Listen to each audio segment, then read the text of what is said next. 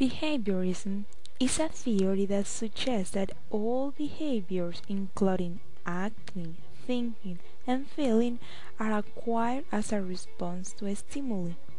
It also proposes that it is possible to measure observable behaviors.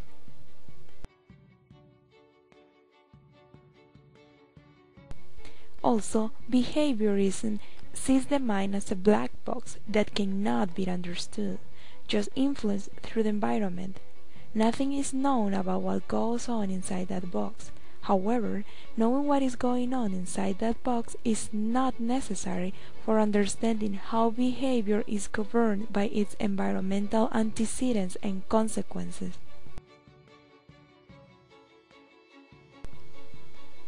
Ivan Pavlov.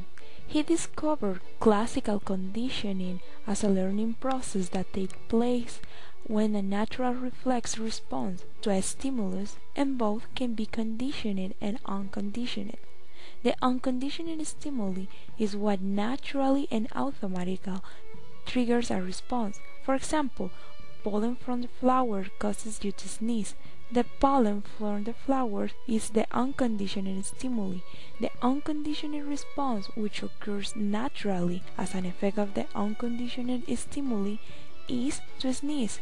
The conditioned stimuli is previously neutral, that after becoming associated with the unconditional stimuli, eventually comes to trigger a conditional response.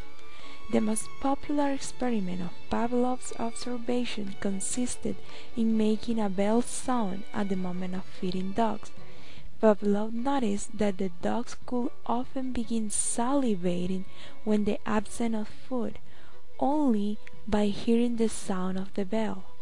Therefore, the conditioned stimuli would be the sound of the bell, and the conditioned response would be, in this case, salivation.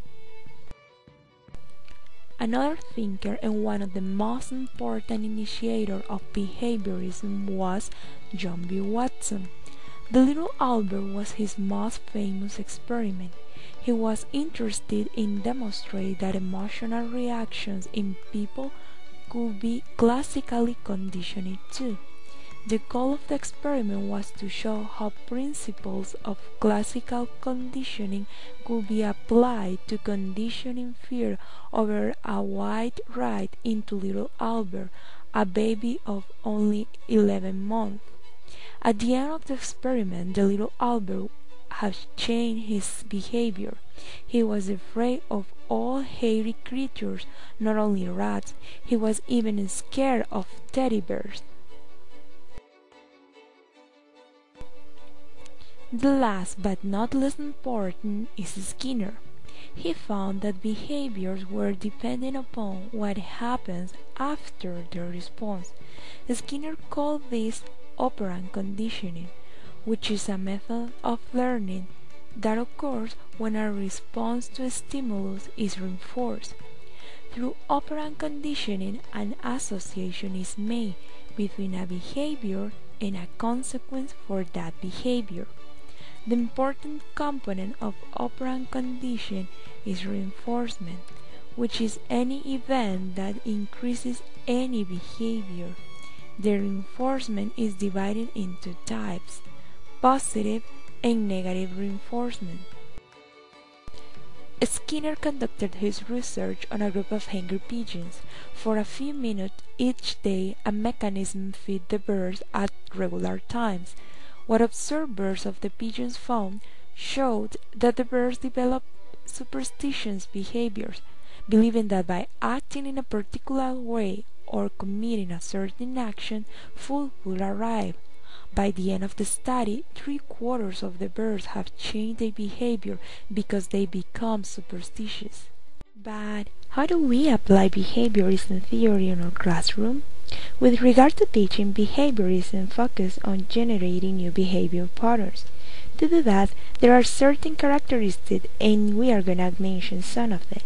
The first characteristic is that the teacher appears as the center of the classroom. That leads to have a teacher-student relationship. Most of the time, we see an interaction, but just on the teacher's side. He gives the instruction, he explains, and then he talks and talks and keep talking. Another characteristic within behaviorism is the memorization. Thanks to the instruction, students learn to memorize, and they practice memorization a lot. Actually, rules and vocabulary are learned by this technique. Since in behaviorism, the learner must have an stimuli in order to produce a response, in the classroom, the teacher can make two different kinds of stimuli. We are going to call them reinforcement.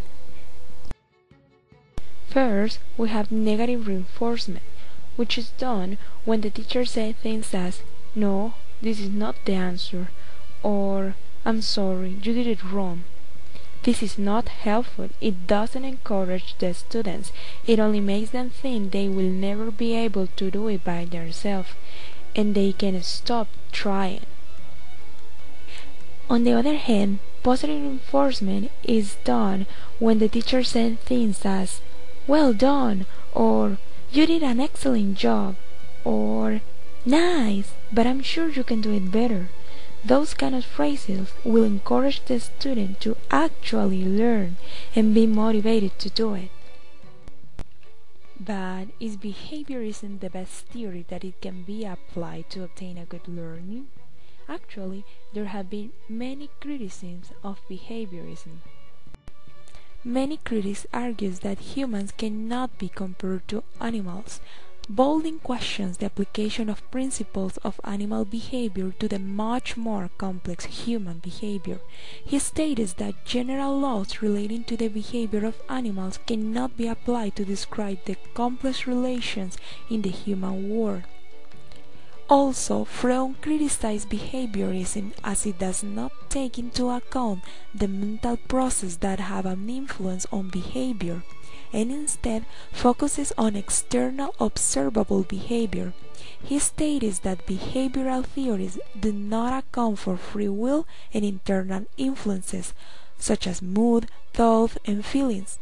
Freud rejects as well the idea that people's brain is like a black box when they are born, because he states that people are born with instincts. Another critic says that this theory emphasizes the passiveness of student learning. Since teachers have an active role, this doesn't allow them to expand their imagination, so that it limits their learning because little responsibility is placed on the learner concerning his or her own education.